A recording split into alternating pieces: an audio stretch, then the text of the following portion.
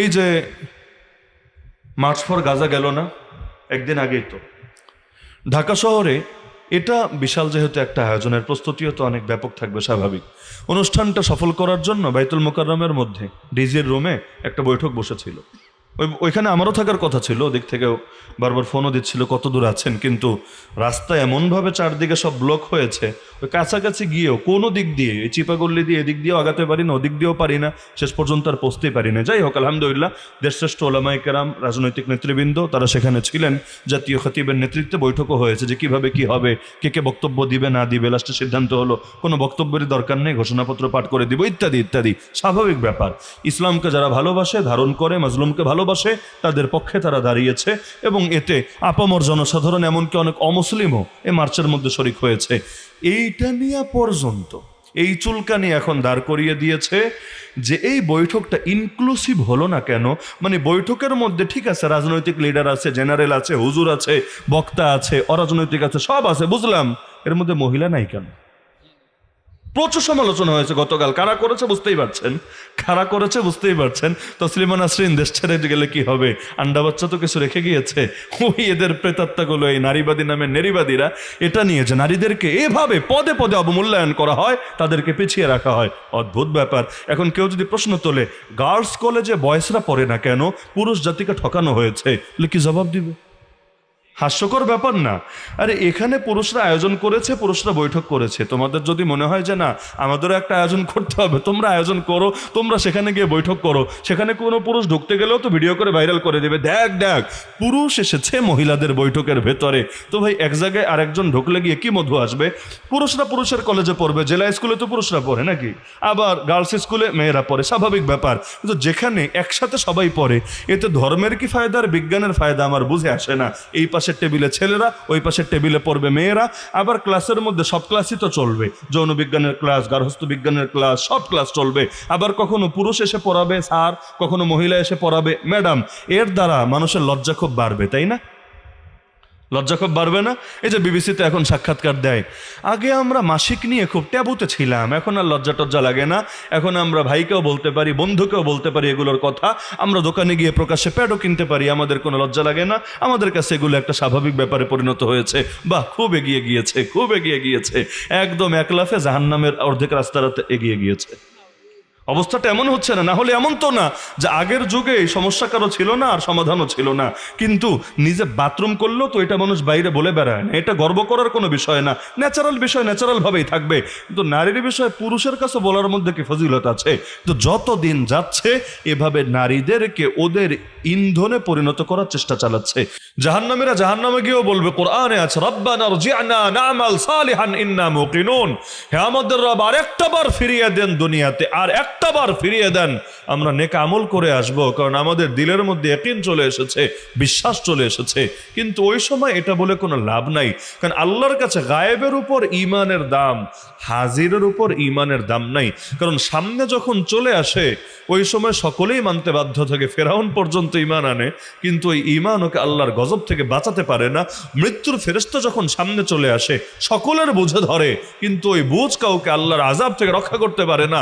যখন প্রাণ কণ্ঠাগত হয়ে যায়, ওষ্ঠাগত হয়ে যায়, এমনকি কিয়ামতের আগে পশ্চিম দিক থেকে যখন সূর্য উঠবে, ওই সময় কারো তওবাও তাকে আল্লাহর আযাব থেকে আর বাঁচাবে না। তো সময় থাকতেই তো সময়ের গুরুত্ব বুঝতে হয়। আর এই ফিতনার জামানায় হক চেনা, হক মানা দুটোই চ্যালেঞ্জের ব্যাপার হবে। এজন্য আল্লাহ রাসূল সাল্লাল্লাহু আলাইহি ওয়াসাল্লাম তার সময় বলে গেছেন, উম্মত দ্রুত আমল করে নাও ওই সমস্ত ফিতনাগুলো আসার আগে, যে ফিতনাগুলো রাতের অন্ধকারের মতো তোমাদের সামনে আসবে, অবস্থা এতটাই জটিল করে ফেলবে, মানুষ সকালে মুমিন বিকালে কাফের, বিকালে মুমিন সকালে কাফের, দুনিয়া সামান্য সামান্য স্বার্থে নিজের দিন ঈমানকে বিক্রি করে দেবে। এই যে জামানায় হচ্ছে, চিন্তার বিষয় হলো কোন কথা বলে যে কাফের হচ্ছে, কোন কাজ করে যে ঈমান হারা হচ্ছে, ওই খবরই নাই এখন মানুষের। উযু ভাঙলো কি থাকলো এটা বোঝার মতো জ্ঞান আছে, কিন্তু ঈমান কি আছে না গেছে, ওই জ্ঞানটুকু অধিকাংশ মানুষের থেকেই নাই হয়ে গেছে। কারণ উযু আছে নাকি গেছে বুঝবেন কিভাবে? বুঝতে চাইলে আপনাকে উযু ভাঙার কারণ তো জানা লাগবে, না হলে উযু এমন কোনো জিনিস না একবার করলে মরণ পর্যন্ত অটো চলে।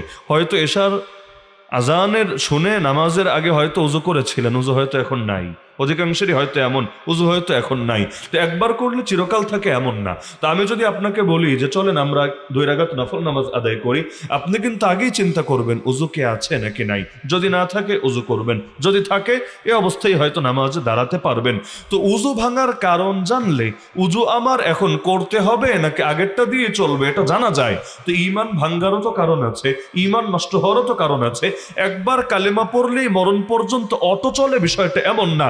এমন বহু কথা আছে, এমন বহু কাজ আছে, এমন বহু বিশ্বাস আছে যেগুলো কারো ভেতরে পাওয়া গেল আর ঈমান আর থাকে না, ঈমান বরবাদ হয়ে যায়। তাহলে যদি এগুলো কারো ভেতরে থাকে তাহলে তার তো ঈমান নতুন করে আবার আনতে হবে। কিন্তু কয়জন মানুষ জানে কোন কোন ব্যাপার ঘটলে ঈমানে যায় নষ্ট হয়ে? তো যদি নাই জানে তাহলে আমার ঈমান আছে না গেছে আমি নিশ্চিত হব কিভাবে? আমি বুঝবোটা কিভাবে? আমি তো জানি না, ওই জ্ঞানে তো আমার নাই। তো যার কারণে এই জামানায় বহুত মানুষ এমন, সকালে হয়তো মুসলমান ছিল বিকালে কাফের হয়ে গেছে, বিকালে হয়তো মুসলমান ছিল সকালে কাফের হয়ে গেছে। আর অনেকে তো জেনে বুঝেই ঈমানকে বিক্রি করে একটা ভোটের জন্য, একটা পদের জন্য, একটা প্রমোশনের জন্য, দুনিয়ার সামান্য সামান্য স্বার্থের জন্য নিজের ঈমানকে বিক্রি করতেও দ্বিধা করে না। বাংলাদেশে দিন কায়েমের জন্য অনেক বড় একটা বাধা হলো দলান্ধতা। মানুষ হককে, সত্যকে দলের চাইতে বেশি প্রাধান্য দিতে পারে না। আর কেউ পারে না এমন না, তবে অধিকাংশই পারে না। দলের জন্য হক ছাড়তে রাজি, হকের জন্য দল ছাড়তে রাজি না।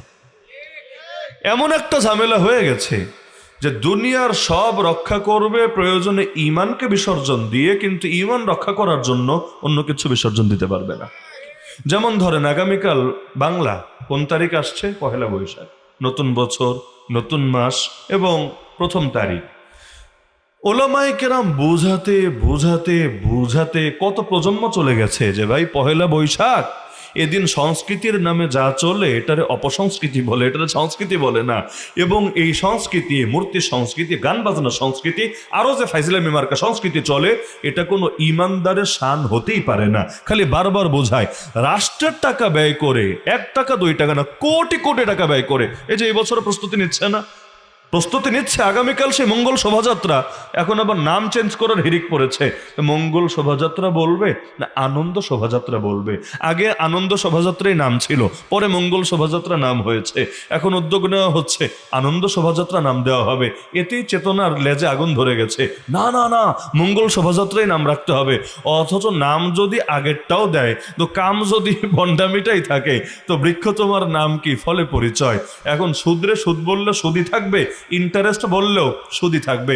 ছেলেটা মদ খায় বললে অর্থ যা হবে, ছেলেটা ড্রিঙ্কস করে, কিন্তু উদ্দেশ্য ওইটাই। ড্রিঙ্কস করে মানে এই যে সফট ড্রিঙ্কস করে এটা না, ওই কাঁচাটাই মদ খায়, ওইটাই উদ্দেশ্য হয়। তাহলে শব্দ পরিবর্তন করে কি হবে? মাঝে মাঝে মানুষ শব্দ পাল্টায় একটু ভাব ধরার চেষ্টা করে। যেমন এখন বলে ওয়াশরুম, তাই না? ওয়াশরুমে যাবে। কিছুদিন আগে বলতো বাথরুম, তার আগে বলতো টয়লেট, তার আগে আর কি বলতো এটা আর মুখে না আনি। আরো কয়েক ধাপ আগে গেলে আরো বহু শব্দ ছিল। এমনকি এখন শব্দ পাল্টাতে পাল্টাতে, মানে এক শব্দ কয়দিন বললে তো কেমন কেমন লাগে, শব্দের মধ্যেই গন্ধ আসে। তো এই জন্য শব্দ পাল্টায় একটু ভদ্র হয়, কয়দিন পর আরেকটু ভদ্র হয়। ঢাকায় এক 5 স্টার হোটেলে একটা ইসলামিক কনফারেন্স ছিল, আমারও দাওয়াত ছিল মাস 2 আগে। তো এখন খাওয়া দাওয়ার পর্ব শেষে, খাওয়া দাওয়া শেষে এখন ভাবলাম একটু ওয়াশরুমে যাই। তো ওয়াশরুম খুঁজে পাই না। এক জায়গায় দেখলাম লেখা রেস্ট রুম, ওয়াশরুম না, রেস্ট রুম। কিন্তু এখন দেখি ভেতরে বেসিন বেসিন দেখা যায়। ভাবলাম আচ্ছা লেখা যায় থাকুক, ভেতরে ঢুকে কি আছে দেখা যাক। তো গেলাম, এখন দেখলাম এক পাশে বেসিন আছে, হাত ধোয়া যায়, আর অন্য পাশে সিরিয়াল দিয়ে বাথরুমগুলো আছে। এর মধ্যে প্রথম যেটা, উপরে এসি আছে মাশাআল্লাহ, লম্বা টাইম বসে থাকলেও সমস্যা নেই। এর মধ্যে প্রথম যেটা আছে, এর মধ্যে একে তো হাই কমোড, কিন্তু ভিতরে কি চলছে না চলছে তার তো দেখি না। তো বাহির থেকে গানের আওয়াজ শুনছি, গান মানে ইউটিউব বা ফেসবুক চালাচ্ছে, এবং কোনো হেডফোন, ইয়ারফোন, এয়ারবাডস কিচ্ছু লাগায় নেই, একদম গানের আওয়াজ আসছে। তো নিচ দিয়েও কাজ চলছে, উপর দিয়েও কাজ চলছে মাশাআল্লাহ। তো বুঝলাম রেস্ট রুম, নাম যেটা দিয়েছে নামের হক আদায় করেছে। তো নামে তো রেস্ট রুম, এখানে কিছু রেস্ট না করলে চলবে। তো এখন নাম দিয়েছে রেস্ট রুম, কয়দিন পর যে বেডরুম দিবে নাকি গ্যারান্টি আছে? তো অনেক সময় মানুষ কাজ ভালো করবে না, কাজ আগেরটাই করবে, কিন্তু নাম পাল্টিয়ে পাল্টিয়ে ভদ্র সাজার চেষ্টা করে। যেমন যদি বলে ওই ছেলেটা ওই মেয়েটা এরা বিয়ে বহির্ভূতভাবে জিনার সম্পর্কে আছে, কারণ হারাম প্রেম মানেই জিনা। চোখ দিয়ে দেখা চোখের জিনা, কান দিয়ে শোনা কানের জিনা, মুখ দিয়ে কথা বলা মুখের জিনা, দিল দিয়ে কল্পনা করা দিলের জিনা, আর বাকিটা তো আছেই। তাহলে বড়টা হোক আর ছোটটা হোক জিনা তো, হারাম রিলেশন মানেই তো জিনা। কিন্তু যদি বলে ছেলেটা মেয়েটা জিনার রিলেশনে আছে, শুনলেই কেমন লাগে, এজন্য এই শব্দ বলবে না, বলবে ক্রাশ খেয়েছে, বলবে প্রেমে পড়েছে, বলবে ভালোবাসার বন্ধনে আবদ্ধ আছে।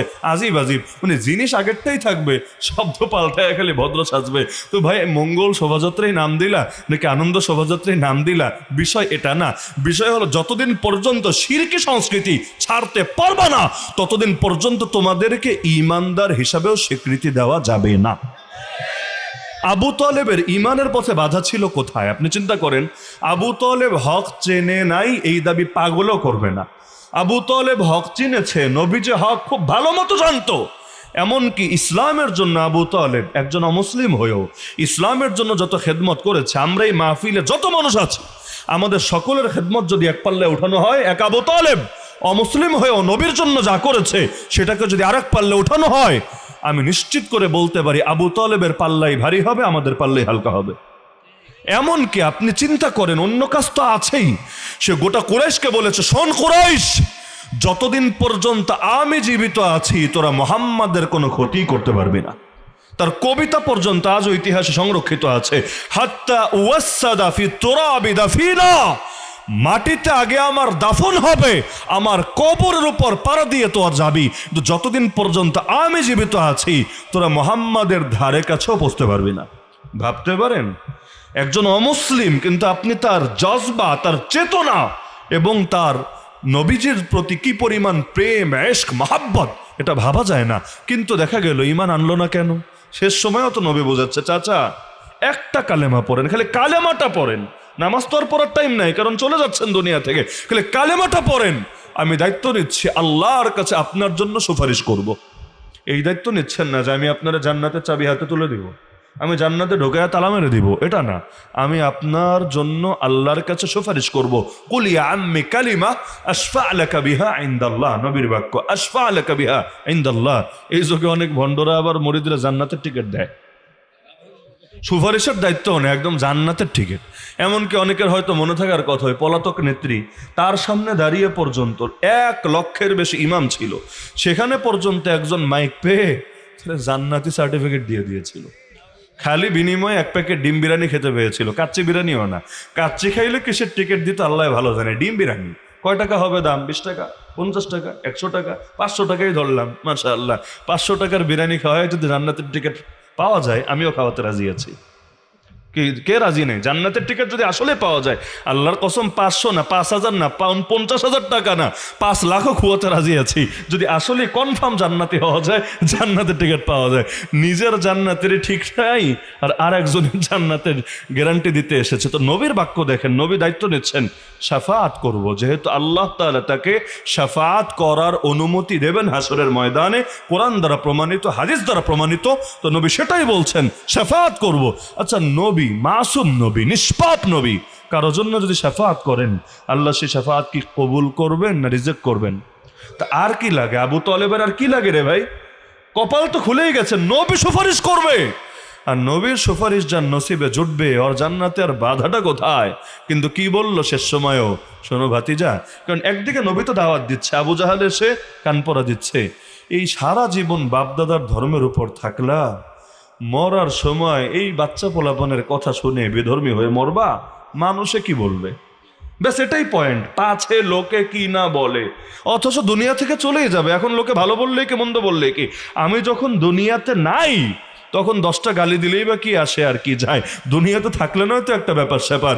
কিন্তু আরব জাতির ইগো দেখেন, তাদের প্রেস্টিজের ব্যাপার স্যাপার কেমন। এই যে আবু জাহাল, তার কল্লা কাটতে যখন গেল আব্দুল্লাহ বিন মাসউদ রাদিয়াল্লাহু আনহু, এমনিও মরে মরে অবস্থা, কারণ 2 বাচ্চাই ওরে সাইজ করে দিয়েছে, মুআদ আর মুআওয়াজ।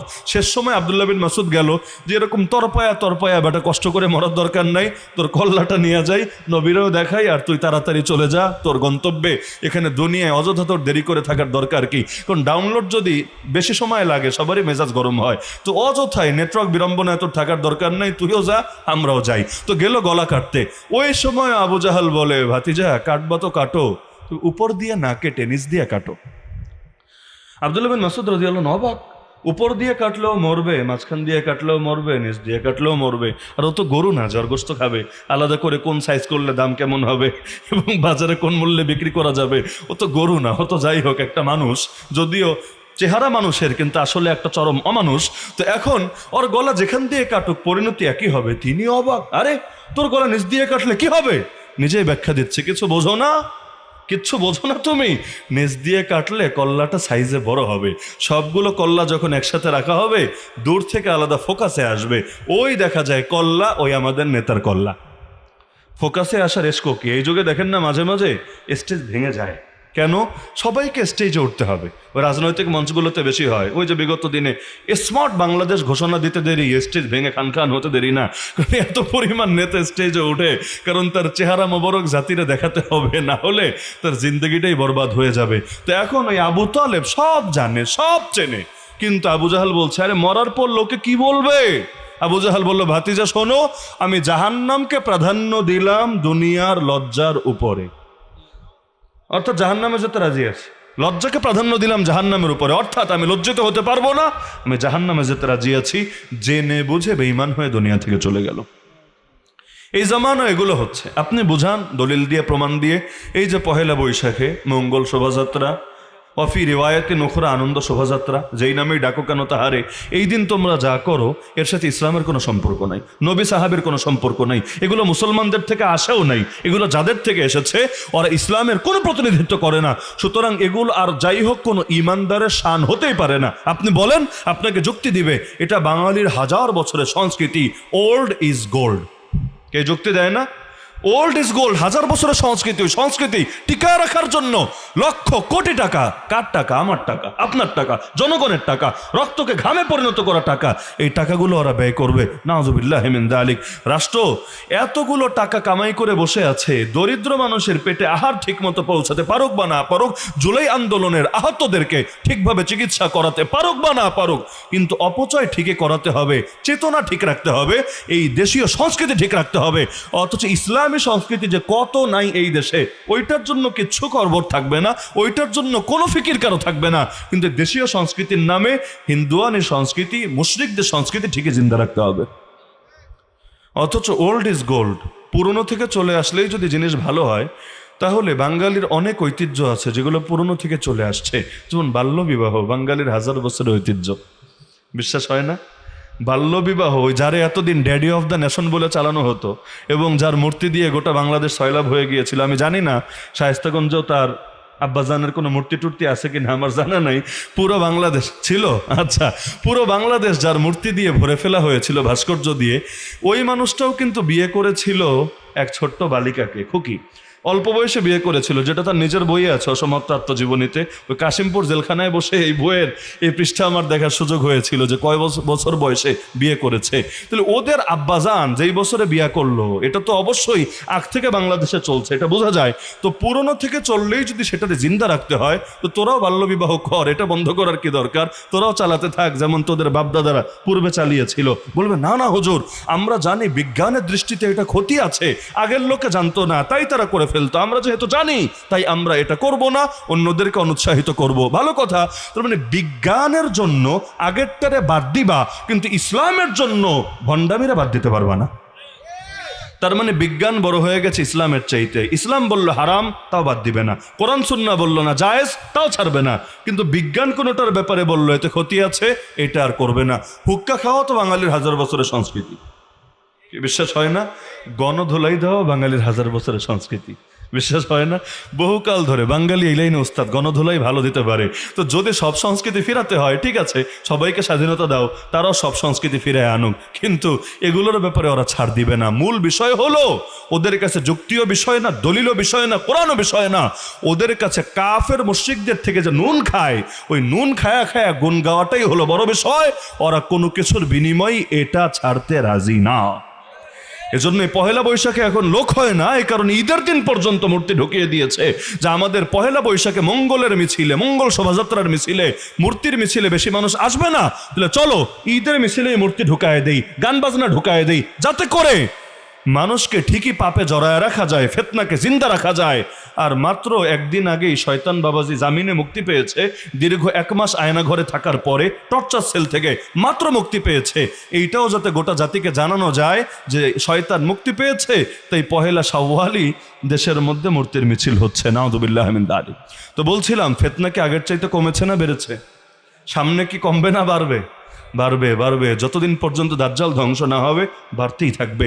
সুতরাং এই ফিতনার জামানায় হক চেনাটা জরুরি নাকি জরুরি না?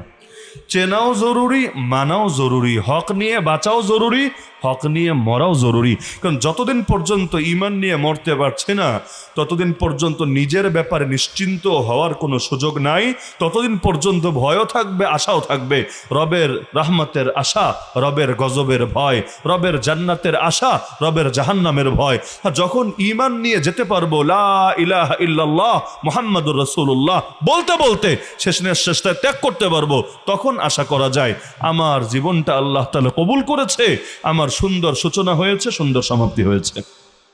কারণ জন্মের পর আলহামদুলিল্লাহ আল্লাহর নাম শুনিয়ে দেওয়া হয়েছে, মৃত্যুর পরে আল্লাহর নাম শুনিয়ে দেওয়া হবে, মাঝখানেও যদি আল্লাহর নাম নিয়ে বাঁচতে পারি, আল্লাহর নাম নিয়ে মরতে পারি, এর চাইতে বড় নেয়ামত কি আছে? এখন ফিতনার জামানা যেহেতু, কথা বোঝেন, লম্বা চওড়া আলাপ করবো না, যেহেতু ফিতনার জামানা, এই জামানায় প্রত্যেকের নিজেকে নিয়েও ফিকির করা দরকার, পরিবারকে নিয়েও ফিকির করা দরকার, সবাইকে নিয়ে ফিকির করা দরকার। ফিতনার জামানায় সবচাইতে বেশি ঝুঁকিতে আছে নারীরা। কারা? বলবেন কিভাবে বুঝলেন? আমি কয়েকটা হাদিস শুনেই আপনি বুঝবেন। 1 নম্বরে নবীজি জানিয়েছেন দাজ্জাল যখন বের হবে, দাজ্জালটা চেনেন তো আপনারা, নাম তো শুনেছেন কমাস কম। দাজ্জাল যখন বের হবে, ওই সময় এই পরিমাণ নারী দাজ্জালের বাহিনীতে গিয়ে যোগ দিবে, মানুষ নিজের ঘরে গিয়ে নিজের মা, নিজের বোন, নিজের স্ত্রী, নিজের কন্যা, নিজের আত্মীয়দেরকে রশি দিয়ে পিলারের সঙ্গে বেঁধে রাখবে এই ভয়ে পাছে না তারাও গিয়ে যোগ দিয়ে বসে দাজ্জালের বাহিনীতে। কেন?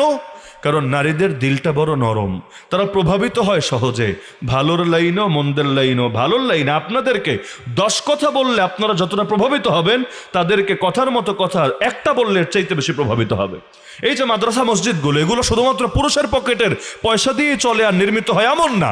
এমন বহু মসজিদ আছে, এমন বহু মাদ্রাসা আছে যেগুলোর পেছনে ঘরের মা বোনদের কানের দুল আছে, গলার হার আছে, বিয়েতে দিয়েছিল যে আংটি ওইটা পর্যন্ত আছে। মানে তার সামর্থ্য নাই, ক্যাশ নাই, কিন্তু যা আছে সেটা পর্যন্ত দিয়ে এই আল্লাহর ঘরের নবীর বাগানের খেদমত আঞ্জাম দিয়েছে।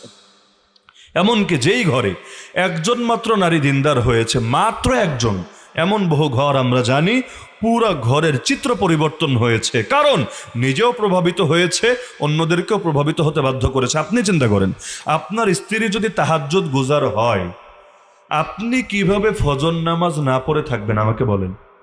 খালি আপনি নিজেই চিন্তা করেন। কারণ নারীদেরকে আল্লাহ এমন একটা অস্ত্র দিয়েছে যেটা পারমাণবিকের চাইতেও শক্তিশালী। এমন একটা ইমোশন আছে তাদের ভেতরে, ভেতরে এমন এক আবেগ আছে, এবং অন্যকেও যে আবেগ দ্বারা তারা আকর্ষিত করতে পারে, ভালোর লাইনে মন্দর লাইনে। একটা হাসি, একটা কান্না, আপনি বিশাল যুক্তিতর্ক দিয়ে অনেক দূরে গিয়েছেন, এই বিজয়ের কাছাকাছি, খালি 2 ফোঁটা চোখের পানি ফেলে দিবে, দেখবেন আপনিও কিভাবে মোমের মতো গলে গিয়েছেন।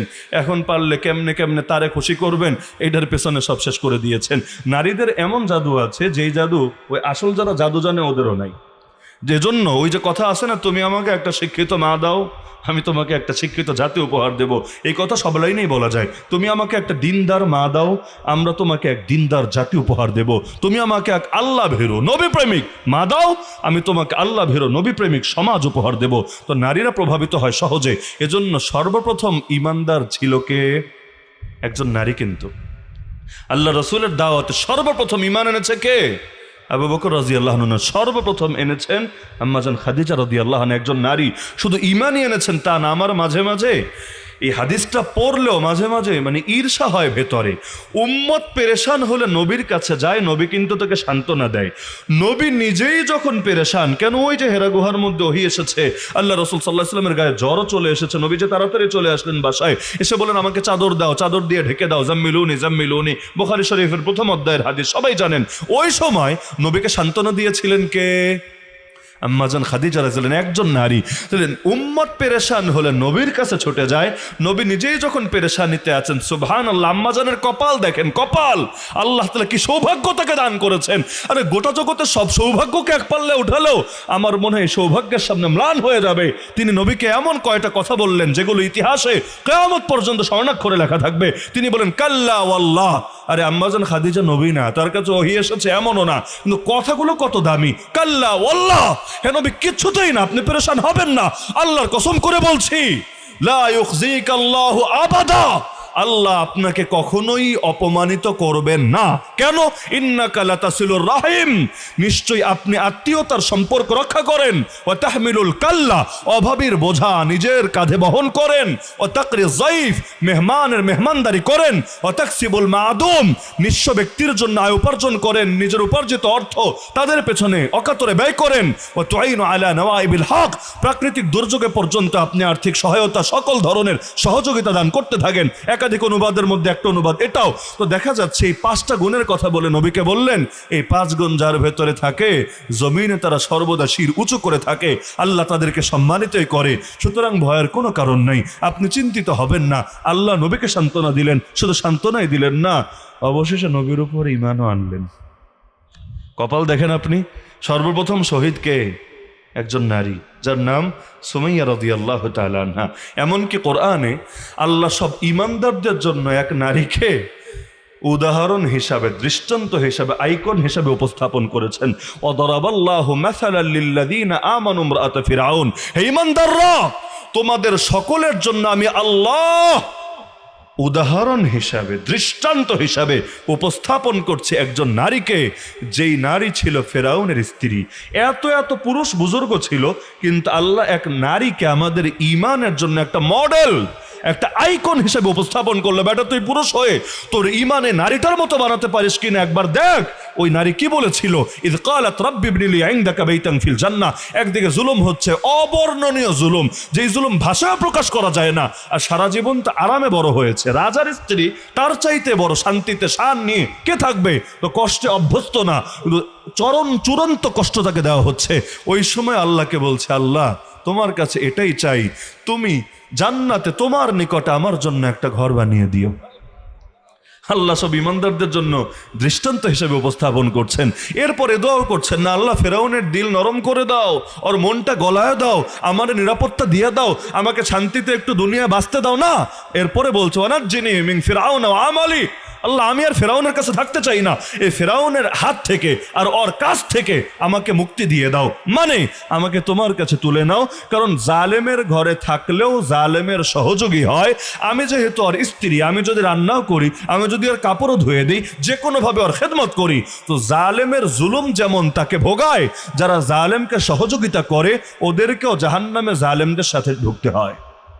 জুলুম করা যায় না, জালেমের সহযোগী হওয়া যায় না। তা আসিয়া দোয়া করছে যে আল্লাহ জালেমের সহযোগী আমাকে বানায়ও না। তা আল্লাহ নারীকে, নারীর ঈমানের কি পাওয়ার চিন্তা করেন, সবার জন্য দৃষ্টান্ত হিসেবে উপস্থাপন করলেন। তো নারী ভালোর লাইনে অনেক আগায়া, আবার মন্দের লাইনে অনেক এগিয়ে, কিন্তু নারীর দিল যেহেতু নরম, প্রভাবিত হয় সহজে। কত সহজে একটা হাদিস সামনে রাখলে বুঝবেন। একদিন আল্লাহ রসুল সাল্লাল্লাহু আলাইহি সাল্লাম তার এক স্ত্রীকে নিয়ে গাড়িতে করে যাচ্ছিলেন।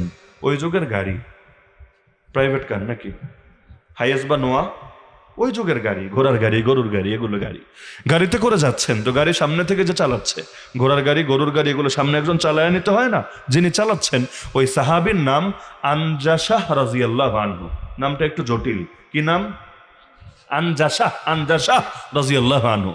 তো উনি যেহেতু কষ্টের কাজ করছেন, লম্বা পথ, এই গাড়ি চালিয়ে চালিয়ে যেতে হবে, তো কষ্টের কাজ করার সময় গুনগুন করে কিছু গাইতে থাকলে কাজ করাটা কিন্তু একটু সহজ হয়।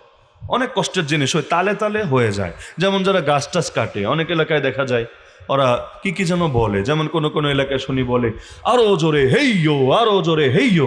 এটা কি দোয়া না দরুদ? এটা দোয়াও না, এটা দরুদও না, এটা একটা তাল। এগুলো বলতে বলতে কাজ করলে সহজ হয়। নৌকা যারা বায় অথবা রিক্সা যারা চালায় রাতের বেলা, দেখবেন গলা ছেড়ে, গলার হালত যেমনই হোক এটা ব্যাপার না, মনে শান্ত না, গলা যেমনই থাকুক কি কি যেন গাচ্ছে, বেশিরভাগ গান গায়, কেউ কেউ গজলও গায়, এক একজনের যার দিলের হালত যেমন এটা গাইতে থাকে। হানজাসা রাদিয়াল্লাহু আনহু উনিও কষ্টের কাজ তো করছেন, উনি গলা ছেড়ে ওই আরবি যে কবিতাগুলো আছে এগুলো সুর দিয়ে গজলের মতো করে পড়ছিলেন। পেছন থেকে আল্লাহ রাসূল ধমক দিয়ে বললেন, রুয়াইদাকা ইয়া আনজাসা, হে আনজাসা চুপ করো, থামো তুমি। কেন? রিফকাম বিল কাওয়ারির লা তাকসিরিল কাওয়ারির, তুমি কাঁচ ভেঙে ফেলো না, তুমি কাচের প্রতি নম্রতা প্রদর্শন করো। বলবেন কাঁচ আসলো আবার কোত্থেকে? কাঁচ তো সহজে ভাঙে আমরা জানি, লোহা ভাঙা কঠিন, কাঁচ ভাঙা তো একদম সহজ। ওই গাড়ি যদি পাশ দিয়ে যায়, কখনো দেখবেন ট্রাকের চাকা যদি বিস্ফোরণ হয়, ওই মাঝে মাঝে টায়ারগুলো ফেটে যায় না, আমাদের নিজেদের চোখেও দেখে একদম কাঁচ গুঁড়ো গুঁড়ো হয়ে গেছে। তো কাঁচ তো সহজে ভাঙে, তো এখানে কাঁচ আসলো কোত্থেকে? আল্লাহ রসুল নারীর হৃদয়কে তুলনা দিলেন কাচের সাথে। তুমি যে গুনগুন করে গাচ্ছ, কোন নারী? দুনিয়ার সর্বশ্রেষ্ঠ নারী যারা আল্লাহ রসুলের স্ত্রী, অর্থাৎ মুমিনদের মা। নবীর স্ত্রী মুমিনদের কি হন? মা। সেই মায়ের সামনে সন্তান গুনগুন করে গজল গাচ্ছে, নবী তাকেই থামিয়ে দিলেন। কেন? উম্মতকে শিক্ষা দেওয়ার জন্য। কি শিক্ষা? নারীর দিলটা বড় নরম, এভাবে গাইরে মাহরাম তার কণ্ঠ যদি শোনে, তার দিলে ফেতনা আসলেও আসতে পারে, আসবে নিশ্চিত না, তা আসলেও আসতে পারে। নবী যে দরজাই বন্ধ করে দিলেন ফেতনা যাতে নাই আসে। ওই যে নবীর ঘরে এক অন্ধ সাহাবী গেলেন, আল্লাহ রসুল তার স্ত্রী এবং স্ত্রীর খাদেমাকে কি বললেন? তাকায় দেখো, এটা বললেন। কি বললেন? জলদি ঘরে ঢোকো, জলদি ঘরে ঢোকো। নবীজির স্ত্রী অবাক, ইয়া রাসূলুল্লাহ ও তো অন্ধ, আমাদের দেখবে না। নবী কি জবাব দিয়েছিলেন? আরে তোমরা অন্ধ নাকি? তোমরা কি তাকে দেখতে পাচ্ছ না? তাহলে নবীর স্ত্রী তাকে দেখবে, দেখলে কি সমস্যা? নবীর স্ত্রী দেখবে অন্ধ সাহাবীকে, সাহাবীর চাইতে পাক্কা ইমানদার কে আছে? নবীর স্ত্রীর চাইতে পাক্কা ইমানদার কে আছে? তো ফিতনা মৌলিকভাবে উম্মতের জন্য নবী নিজে করে উম্মতকে শিখিয়ে দিচ্ছেন যে একজন নারী দেখবে এক সাহাবীকে, দরকার কি? শুধু শুধু এর দ্বারা যদি ফিতনা আসে তাহলে এটা তো তারা বরবাদ করে ছাড়বে। এজন্য অতীতে সুবহানাল্লাহ আমরা এমন এক দেশে আছি আলহামদুলিল্লাহ, এখন হালত যেমনই হোক, আমরা আমাদের সময় এমন যুগ পেয়েছি, মুরব্বীরা তো আরো স্বর্ণালী যুগ হয়তো পেয়েছেন, এমন নারীও আছে যেই নারীর গায়ে পর পুরুষের ছায়া পড়বে এটা পর্যন্ত পছন্দ করে না। রাস্তায় পাশ দিয়ে হেঁটে গেলে ছাতাটা ওদিকে ধরে, আসমানের দিকে না, ওদিকে, পর পুরুষের ছায়াটাও যাতে তার গায়ে না পড়ে। কি নাই এমন নারী? নাই এমন নারী? বহুত আছে আলহামদুলিল্লাহ। এমন সতর্কতা অবলম্বন করে প্রতিটা ক্ষেত্রে। তাদের কাপড়ও কোনো পরপুরুষ কখনো দেখে না, কাপড় স্বাভাবিক কাপড়, অন্য কাপড় না, ওই স্বাভাবিক কাপড়ও পরপুরুষ কখনো দেখে না। এমনকি যেটাতে অন্য কেউ খাবার খায় বা পানি খায়, এক গ্লাস পানি খেয়েছে বাসায়, কেউ ধুইবে, এতবার ধুবে, এতবার ধুবে, মানে যত এটা প্রয়োজনই পড়ে না, দেখা যায় 10 বার 20 বার ধোয়া শেষ। কেন? আবার কখনো এমনও আছে যে এই পাত্রই আর সে এটাতে খাবে না, বরং সম্পূর্ণ ভিন্ন, মেহমানের জন্য আলাদা, নিজের জন্য আলাদা। আগে তো ঘরও থাকতো আলাদা, কাচারি ঘর, মেহমান আসবে ওই কাচারি ঘরে, মূল ঘরেই সে সংযোগ থাকবে না। সুবহানাল্লাহ, এমন একটা জামানা গিয়েছিল। আমরা এমন উস্তাদদের কাছে পড়ালেখা করেছি, তারা নিজেরাই শোনাতেন যে আমার ভাইয়ের বধূ মানে ভাবি, এই ভাবির আওয়াজ আমরা শুনি নাই বিগত এত বছর ধরে, এভাবে বলতেন। মানে পর্দার কোন পর্যায়ে তারা ছিলেন সুবহানাল্লাহ। আল্লাহ তাআলা তাদের ঘর থেকে বড় বড় বুজুর্গ পয়দা করবেন না তো কার ঘর থেকে করবেন? মাদের গর্ভগুলো যত পবিত্র হবে, তাদের গর্ভ থেকে জামানার বুখারী, জামানার আবু হানিফা, জামানার সালাহুদ্দিন আইয়ুবী তৈরি হবে। আর তারা যত নষ্ট হবে, নষ্ট পাত্র থেকে তো নষ্ট জিনিস বের হবে, এটাই স্বাভাবিক ব্যাপার। এজন্যই লজ্জাকে ঈমানের অঙ্গ বলা হয়েছে, অঙ্গ বলা হয়েছে। আর কাফের মুশরিকরা চায় ট্যাবু ভাঙার নামে লজ্জাটাই ভেঙে দিতে, কারণ যেই জাতির লজ্জা নাই ওই জাতির একসময় ঈমানও থাকে না। আল্লাহ হেফাজত করুন আমাদের সবাইকে। এই যে মার্চ ফর গাজা গেল না একদিন আগেই, তো ঢাকা শহরে এটা বিশাল যেহেতু একটা আয়োজনের প্রস্তুতিও তো অনেক ব্যাপক থাকবে স্বাভাবিক। অনুষ্ঠানটা সফল করার জন্য বাইতুল মোকাররমের মধ্যে ডিজির রুমে একটা বৈঠক বসেছিল। ওইখানে আমারও থাকার কথা ছিল, ওদিক থেকেও বারবার ফোনও দিচ্ছিল কত দূর আছেন, কিন্তু রাস্তা এমনভাবে চারদিকে সব ব্লক হয়েছে, ওই কাছাকাছি গিয়েও কোনো দিক দিয়ে, এই চিপাগল্লি দিয়ে এদিক দিয়েও আগাতে পারি না, ওদিক দিয়েও পারি না, শেষ পর্যন্ত আর পৌঁছতেই পারি না। যাই হোক আলহামদুলিল্লাহ, দেশশ্রেষ্ঠ ওলামায়ে কেরাম, রাজনৈতিক নেতৃবৃন্দ তারা সেখানে ছিলেন। জাতীয় খতিবের নেতৃত্বে বৈঠকও হয়েছে যে কিভাবে কি হবে, কে কে বক্তব্য দিবে না দিবে। লাস্টে সিদ্ধান্ত হলো কোনো বক্তব্যেরই দরকার নেই, ঘোষণাপত্র পাঠ করে দিব ইত্যাদি ইত্যাদি। স্বাভাবিক ব্যাপার, ইসলামকে যারা ভালোবাসে, ধারণ করে, মাজলুমকে ভালোবাসে, ভালোবাসে তাদের পক্ষে তারা দাঁড়িয়েছে এবং এতে আপামর জনসাধারণ এমনকি অনেক অমুসলিমও এই মার্চের মধ্যে শরিক হয়েছে। এইটা নিয়ে পর্যন্ত এই চুলকানি এখন দাঁড় করিয়ে দিয়েছে যে এই বৈঠকটা ইনক্লুসিভ হলো না কেন। মানে বৈঠকের মধ্যে ঠিক আছে রাজনৈতিক লিডার আছে, জেনারেল আছে, হুজুর আছে, বক্তা আছে, অরাজনৈতিক আছে, সব আছে বুঝলাম, এর মধ্যে মহিলা নাই কেন? প্রচুর সমালোচনা হয়েছে গতকাল। কারা করেছে বুঝতেই পারছেন। তসলিমা নাসরিন দেশ ছেড়ে গেলে কি হবে, আন্ডা বাচ্চা তো কিছু রেখে গিয়েছে। ওই এদের প্রেতাত্মাগুলো, এই নারীবাদী নামের নেরিবাদীরা, এটা নিয়ে যে নারীদেরকে এভাবে পদে পদে অবমূল্যায়ন করা হয়, তাদেরকে পিছিয়ে রাখা হয়, অদ্ভুত ব্যাপার। এখন কেউ যদি প্রশ্ন তোলে গার্লস কলেজে বয়েসরা পড়ে না কেন, পুরুষ জাতিকে ঠকানো হয়েছে, কি জবাব দিবে? হাস্যকর ব্যাপার না? আরে এখানে পুরুষরা আয়োজন করেছে, পুরুষরা বৈঠক করেছে। তোমাদের যদি মনে হয় যে না আমাদেরও একটা আয়োজন করতে হবে, তোমরা আয়োজন করো, তোমরা সেখানে গিয়ে বৈঠক করো। সেখানে কোনো পুরুষ ঢুকতে গেলেও তো ভিডিও করে ভাইরাল করে দেবে, দেখ পুরুষ এসেছে মহিলাদের বৈঠকের ভেতরে। তো ভাই এক জায়গায় আরেকজন ঢুকলে গিয়ে কি মধু আসবে? পুরুষরা পুরুষের কলেজে পড়বে, জেলা স্কুলে তো পুরুষরা পড়ে নাকি, আবার গার্লস স্কুলে মেয়েরা পড়ে, স্বাভাবিক ব্যাপার। কিন্তু যেখানে একসাথে সবাই পড়ে, এতে ধর্মের কি ফায়দা আর বিজ্ঞানের ফায়দা আমার বুঝে আসে না। এই পাশের টেবিলে ছেলেরা, ওই পাশের টেবিলে পড়বে মেয়েরা। আবার ক্লাসের মধ্যে সব ক্লাসই তো চলবে, যৌন বিজ্ঞানের ক্লাস, গার্হস্থ্য বিজ্ঞানের ক্লাস, সব ক্লাস চলবে। আবার কখনো পুরুষ এসে পড়াবে স্যার, কখনো মহিলা এসে পড়াবে ম্যাডাম। এর দ্বারা মানুষের লজ্জা খুব বাড়বে, তাই না? লজ্জা খুব বাড়বে না? এই যে বিবিসিতে এখন সাক্ষাৎকার দেয়, আগে আমরা মাসিক নিয়ে খুব ট্যাবুতে ছিলাম, এখন আর লজ্জা টজ্জা লাগে না। এখন আমরা ভাইকেও বলতে পারি, বন্ধুকেও বলতে পারি এগুলোর কথা। আমরা দোকানে গিয়ে প্রকাশ্যে প্যাডও কিনতে পারি, আমাদের কোনো লজ্জা লাগে না। আমাদের কাছে এগুলো একটা স্বাভাবিক ব্যাপারে পরিণত হয়েছে। বাহ, খুব এগিয়ে গিয়েছে, একদম এক লাফে জাহান্নামের অর্ধেক রাস্তাতে এগিয়ে গিয়েছে। অবস্থাটা এমন হচ্ছে না? না হলে এমন তো না যে আগের যুগে এই সমস্যা কারো ছিল না আর সমাধানও ছিল না, কিন্তু নিজে বাথরুম করলো তো এটা মানুষ বাইরে বলে বেড়ায় না, এটা গর্ব করার কোনো বিষয় না, ন্যাচারাল বিষয় ন্যাচারাল ভাবেই থাকবে। কিন্তু নারীর বিষয়ে পুরুষের কাছে বলার মধ্যে কি ফজিলত আছে? তো যত দিন যাচ্ছে এভাবে নারীদেরকে ওদের ইন্ধনে পরিণত করার চেষ্টা চালাচ্ছে। এখন শিয়াল যদি মুরগিরে বোঝায়, দেখ মুরগি, তোর একটা স্বাধীনতা আছে, তোর একটা জীবন আছে, তোকে দেখ এই সন্ধ্যা হলে কিভাবে খাঁচার মধ্যে বেঁধে রাখে, অথচ তুই স্বাধীনভাবে ঘুরবি, যেখানে মনে চায় থাকবি, যখন মনে চায় বাইরে যাবি, যখন মনে চায় আসবি। দেখ আমরা কত স্বাধীন, আমাদের কেউ আটকায় না, কেউ প্যারা দেয় না, পুরো চিল আর চিল। তোরাও এই মোডে চলে আস, তোরাও শান্তিতে থাকবি। এভাবে যদি ভালো করে মোটিভেশনাল স্পিচ দেয় আর ওদের বয়ানে প্রভাবিত হয়ে মুরগিরাও যদি আন্দোলন শুরু করে, থাকবো না আর বদ্ধ ঘরে, দেখবো এবার জগৎটাকে, এভাবে যদি আন্দোলন শুরু করে, মালিক চিন্তা করে বেটা যার জন্য করি চুরি সেই বলে চোর, যা তোদের দিলাম ছাইরা, তোরা এবার এক রাত বাইরে ঘুরে দেখ দুনিয়াটা কেমন মজা। শিয়ালটা খুশি হবে না? অবশ্যই হবে। মুরগিরাও খুশি হবে না? অবশ্যই হবে। কিন্তু পরিণতিটা কি হবে? মুরগিরা বাইরে তো যাবে, এর পরের পরিণতি কি হবে? এজন্য ওই ক্লোজ আপ, কাছে আসার গল্প তো শোনায়, কিন্তু এই গল্পের পরের গল্প যে কতটা জঘন্য, কতটা বিভৎস, কতটা নিকৃষ্ট, কতটা কান্নার গল্প, সেটা কিন্তু আর কিছুতেই শোনায় না। হাতির দাঁতের মতো, কুছ দেখানে কে লিয়ে কুছ খানে কে লিয়ে। ইয়া বড় বড় দাঁত থাকে, এটা জাস্ট ফর শো, এটা দিয়ে খায় না। আর কিছু দাঁত থাকে আসল, যেটা দিয়ে খায়, কিন্তু এটা আবার বাহিরে দেখায় না। এই কাফের মুশরিকদের হালত হয়েছে এমন। তো এই ফিতনার জামানায় সবচাইতে বেশি ঝুঁকিতে কারা? মনে নাই? সবচাইতে বেশি ঝুঁকিতে কারা? নারীরা। এই নারীদেরকে ফিতনা থেকে বাঁচাতে চাইলে কি করতে হবে? এক নম্বর কাজ, সহি জ্ঞান শিক্ষা দিতে হবে। জ্ঞানের কোনো বিকল্পই থাকতে পারে না।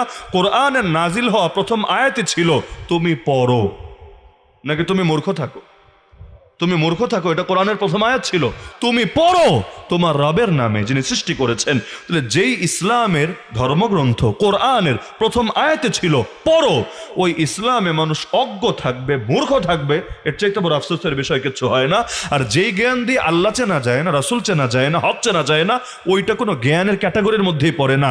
আগে মূল ঠিক হবে, তারপর ডালপালার দাম থাকবে। শিকড়ে যদি না থাকে তাহলে অত ডালপালায় পানি ঢেলে কি হবে? তাহলে আগে আল্লাহ চিনতে হবে, রাসূল চিনতে হবে, কোরআন বুঝতে হবে, হক বুঝতে হবে। তাহলে প্রতিটা নারীকে দ্বীনের বেসিক জ্ঞান দিতেই হবে, যাতে ঈমান নিয়ে বাঁচতে পারে, ঈমান নিয়ে মরতে পারে, ঈমানের রঙে নিজের পরিবার, নিজের সমাজকেও রাঙাতে পারে। 2 নম্বর কাজ, উত্তম পরিবেশ তাদেরকে দিতে হবে।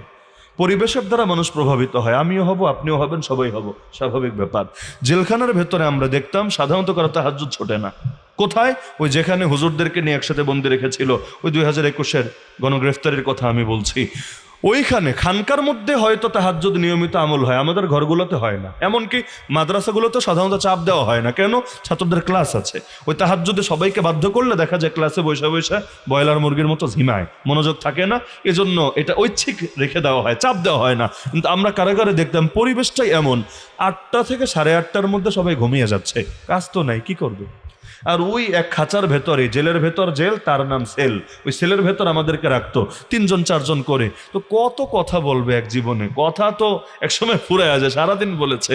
তুই দেখা যেত এশার নামাজটা পড়ার পরপরই আর কাজ নেই, বা সবাই ঘুমিয়ে যেত। 8টায় যদি একটা মানুষ ঘুমায়, কত ঘুমাবে বলেন? 6 ঘন্টা, 7 ঘন্টা, 8 ঘন্টা, কত ঘুমানো যায়? কত ঘুমানো যায়? তো দেখা যেত রাত 2:30, 3টা, 3:30 বাজলে এমনি ঘুমের তাকাজা শেষ। আর সবচাইতে বড় সুবিধা হলো, আপনি যদি ঘুমায়া থাকতেও চান, আপনি দেখলেন আলাদা জায়গা তো নাই রুমের মধ্যে, ওই ছোট্ট ছোট্ট রুম, খুপড়ি এক একটা, এর মধ্যে অর্ধেকের মতো তো বাথরুমই, রুমের মধ্যে আবার বাথরুম, আর বাকি অংশে গাদাগাদি করে থাকা লাগে। কখনো এমনভাবে থাকা লাগে ওই কাত হয়ে শুইলে আর সোজা হয়ে চিত হওয়া যায় না, হলে আরেকজনের গায়ের উপর উঠে যাবেন, এমন এক অবস্থা। তো দেখা যায় ওই যে ছোট্ট জায়গার মধ্যে এখন ডাইন পাশের জন্য নামাজে দাঁড়িয়ে গেছে, কোথায়? ওই যেখানে শোয়ে ওই জায়গায়, যেখানে রাইত সেখানে কায়েদ, আবার যেখানে কায়েদ ওইখানেই নামাজ, ওইখানেই খাওয়া। তো আপনার ডাইন পাশের জন্য নামাজ পড়ছে, বাম পাশের জন্য নামাজ পড়ছে, আপনি পা দুইটা লম্বা করে শুয়ে থাকবেন কিভাবে? লজ্জা বলতে তো একটা ব্যাপার স্যাপার আছে। আলহামদুলিল্লাহ আমরা দেখেছি অনেক চোর বাটপারও এই হুজুরদের সঙ্গে সিট পড়ার কারণে আলহামদুলিল্লাহ 1-2 বছরের মধ্যে কোরআনের কয়েক পারার হাফেজ হয়ে গেছে। নামাজি তো হয়েছে, বের হওয়ার পর কে কি করে না করে এগুলো তো আর সাক্ষাৎ খুব কমই হয়, বা খোঁজ খবর নেওয়ার তো সুযোগ নাই, কিন্তু দেখেছি অনেকের জিন্দগি পরিবর্তন হয়েছে। এজন্য বাংলায় বলে সৎসঙ্গে স্বর্গবাস, অসৎসঙ্গে সর্বনাশ। আর নারীরা যেহেতু প্রভাবিত সহজেই হয়, সুতরাং এই কমন সমস্যাটা আছে যে ওই একজন যদি নষ্ট থাকে 10টারে নষ্ট করে ছাড়ে। আবার উত্তম একটা পরিবেশ পেলে আলহামদুলিল্লাহ, যেমন আমরা দেখতাম তালিমের একটা ভালো প্রভাব পড়ে। অনেক এলাকায় তালিম হয় মহিলাদের, হাদিসের কিতাব থেকে ধরেন এক ঘরে তালিম হলো, 10 জন এসে শরীক হলো। দেখা যায় এক তালিমরে কেন্দ্র করে আরো 10টা ঘর, 20টা ঘর, 50টা ঘর নূরে নূরানি হয়ে যায়, অতি সহজে প্রভাবিত হয়, ভালোর লাইনও মন্দের লাইনও। সুতরাং নারীদেরকে উত্তম একটা পরিবেশ উপহার দেওয়া দরকার, অতি উত্তম একটা পরিবেশ উপহার দেওয়া দরকার। কারণ সৎসঙ্গে স্বর্গবাস হবে, অসৎসঙ্গে সর্বনাশ হবে। এই মাদ্রাসাগুলো কিন্তু আমাদের জন্য এই ফিতনার জামানায় বড় নেয়ামত। বিশ্বাস হয় না? এই মাদ্রাসাগুলো যদি ঠিকভাবে পরিচালনা করা যায়, কারণ মাদ্রাসা পরিচালনা করা বহু কারণেই চ্যালেঞ্জিং। আর্থিক কারণ তো আছে, এটা তো সবাই বোঝেনি, কারণ সরকারের পৃষ্ঠপোষকতা নাই এবং নেবেও না, দিতে চাইলেও নেবে না। কেন? কারণ নিয়মই এটা, যে যার নুন খায় সে তার গুণ গায়। কওমি মাদ্রাসা আমাদেরকে এটাই শিখিয়েছে, আমরা কোনো সরকারের নুনও খাবো না, আমরা কোনো সরকারের গুণও গাবো না। কারণ সরকার আজকে একজন আছে, কালকে সে থাকবে না, তো 5 বছর পর পর কি পোল্টি মারবে নাকি আদর্শ নিয়ে? আমাদের আদর্শ সেটা থাকবে যেটা আল্লাহ শিখিয়েছেন, যেটা রাসূল শিখিয়েছেন। সরকারের পরিবর্তনের সঙ্গে আমাদের মুখ কখনোই পরিবর্তন হবে না। এজন্য আমাদের ওয়াজও পরিবর্তন হয়নি আলহামদুলিল্লাহ। এমন না যখন ফ্যাসিস্ট ছিল এক ওয়াজ করেছি, আর এখন দেশমুক্ত হয়েছে আর এক ওয়াজ করছি। আমারে অন্তত যারা চেনেন, বা শায়েস্তাগঞ্জ তো বহু বছর থেকে আসি, যারা নিয়মিত ফলো করেন, উল্টাটা অনেকে আমাকে বলে, হুজুর আগে আরো অনেক গরম ছিলেন, এখন একটু নরম হয়েছেন। আমি বলি ঠিক আছে, পরিবেশের দাবি এটা, যখন জুলুম বাড়বে আমাদের সুরও আরো উচ্চকিত হবে, আর যখন জুলুম কম থাকবে তখন অত হইচইয়ের দরকার নেই, তখন অনেক অবলা কথা যেগুলো বিগত দিনে বলা যায় না জুলুমের কারণে, এবং স্বাভাবিক পরিস্থিতি এখন এটা স্বাভাবিকভাবে বলা যাচ্ছে, তো ওই নরম কথাগুলি এখন বলা হোক। আবার যদি কেউ মাথার উপর চাপতে চায় আবারও গরম বলা যাবে ইনশাআল্লাহ। তো দেখা যাচ্ছে কওমি মাদ্রাসা আমাদেরকে এটাই শিখিয়েছে। তো আর্থিক কারণেও চ্যালেঞ্জিং, সামাজিক কারণেও চ্যালেঞ্জিং, অভ্যন্তরীণ কারণেও চ্যালেঞ্জিং, আর এই জামানায় হলুদ মিডিয়া ষড়যন্ত্র আর আন্তর্জাতিক প্রোপাগান্ডার কারণে তো আরো বেশি চ্যালেঞ্জিং। কত খবর এমন মাদ্রাসা নিয়ে মিডিয়া ছড়ায়, সারা দেশ গালি দেয়, 2 দিন পর বের হয় ভুয়া, অমুকের এই স্বার্থে আঘাত পড়েছে তাই ভুয়া মামলা দিয়ে দিয়েছে, তমুকের এই স্বার্থে আঘাত পড়েছে তাই মিছে নাটক সাজিয়েছে। কিন্তু থুক্কু দেওয়ার খবরটা আর ভাইরাল হয় না, খালি বদনামের খবরটাই ভাইরাল হয়। হ্যাঁ, এর মানে ব্যতিক্রম কোথাও ঘটে না, দুর্ঘটনা কোথাও ঘটে না, ওই দাবি কোনো ছাগলও করবে না।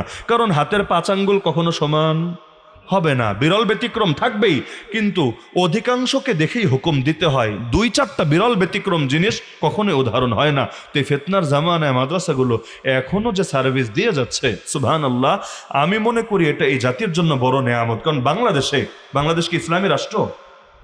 এখনো না, 100 বছর আগেও ছিল না, 200 বছর আগেও ছিল না, 250 বছর আগেও ছিল না। 1757-এর পরে 1 সেকেন্ডের জন্য রাষ্ট্রীয়ভাবে এই বাংলায় ইসলাম ছিল না, রাষ্ট্রীয়ভাবে প্রতিষ্ঠিত ছিল না। কিন্তু তারপর আলহামদুলিল্লাহ ইসলাম এমনভাবে ছড়িয়ে আছে এই মাটিতে। এই বাংলাদেশে যে হারে ওয়াজ মাহফিল হয়, এই বাংলাদেশে যে হারে দাওয়াতে তাবলীগের সাথী বাড়ে, এমনকি মাহফিলে লোক বাড়ে, খানকায় লোক বাড়ে, পীরের মুরিদ বাড়ে, মাদ্রাসার সংখ্যা বাড়ে, মসজিদের সংখ্যা বাড়ে, দাড়িওয়ালা বাড়ে, পর্দানসীন বাড়ে, পৃথিবীর খুব কম রাষ্ট্রে এগুলো নজির পাওয়া যাবে। বিশ্বাস হয়? এক বাংলাদেশে যত কোরআনের মাহফিল হয়, দ্বিতীয় একটা দেশের নাম পারলে আমাকে বলেন, মাত্র একটা, বেশি লাগবে না, মাত্র একটা দেশের নাম বলেন যেই দেশে এর এই পরিমাণ বাদদানের অর্ধেক পরিমাণ বা অর্ধেকের অর্ধেক পরিমাণ কোরআনের মাহফিল হয়, পারলে আমারে বলেন। আলহামদুলিল্লাহ, এই যে উর্বর এবং সবচাইতে মজার বিষয়, এই দেশে যারা ঠিকমতো নামাজও পড়ে না, রোজাও রাখে না, ওদের দিলেও ইসলামের প্রতি যে ভালোবাসা আছে, মাঝে মাঝে দেখা যায়। এই যে গতকাল যারা মার্চ ফর গাজা করেছে, আপনার কি ধারণা সবাই তাহাজ্জুদ গুজার, তাই না? সবাই বড় আল্লাহওয়ালা, পিসাবের মুরিদ, তাবলীগে চিল্লা লাগানো, মাদ্রাসায় সাইকুল হাদিস হওয়া, এরকম না রে ভাই।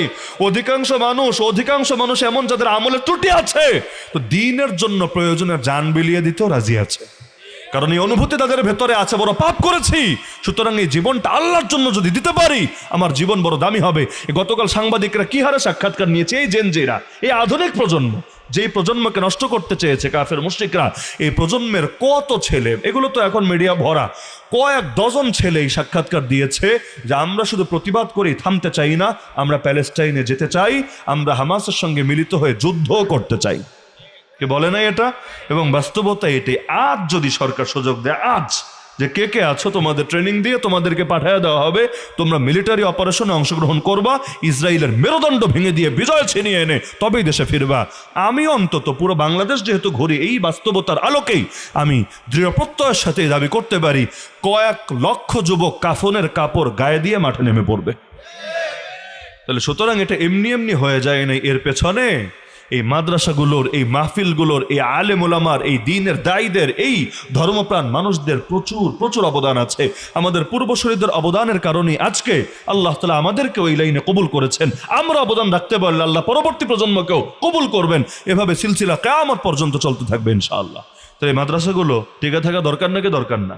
তো দোয়া দিয়ে, সহযোগিতা করে এবং ঠিকভাবে যাতে পরিচালিত হয়, পরামর্শ দিয়ে, ছাত্রছাত্রী দিয়ে এই মাদ্রাসাগুলোর খেদমত করবেন। কেন? কারণ মাদ্রাসাগুলো দ্বীনের ঘাঁটি, কোনো ব্যক্তির প্রাইভেট এসেট না, বরং এগুলো দ্বীনের ঘাঁটি। এই ঘাঁটিগুলো যত মজবুত হবে ইনশাআল্লাহ, সেখান থেকে যে আলো ছড়াবে, ওই আলোয় মানুষ তত বেশি আলোকিত হবে। এখানে আমার আপনার কারো গায়ে লাইট লাগানো নাই, কিন্তু লাইট আছে যেখানে আমরা আছি তার কাছাকাছি। মাত্র কয়েকটা লাইট আমাদের সবাইকে আলোকিত করতে পেরেছে। দ্বীনের ঘাঁটি যেগুলো থাকে, এগুলোর মধ্যেও লাইট থাকে, দ্বীনের লাইট, ঈমানের লাইট। এই লাইটগুলোর কাছে যত থাকা যায়, তার নূরে তত বেশি নূরানি হওয়া যায়। মনে থাকবে তো ইনশাআল্লাহ? তো আপনাদেরকে কষ্ট দিয়ে এই গভীর রাত পর্যন্ত যে বার্তাগুলো দিলাম, আল্লাহ তাআলা আমাদেরকে এর প্রতিটা কথা সহিভাবে বোঝার এবং আমল করার তৌফিক দান করুন। নতুন মাদ্রাসা মাত্র 3 বছর হয়েছে, আল্লাহ তাআলা এই মাদ্রাসা যাবতীয় প্রয়োজন গায়বী খাজানা থেকে পূরণ করে কিয়ামত পর্যন্ত এই মাদ্রাসাকে কায়েম এবং দায়েম রাখুন।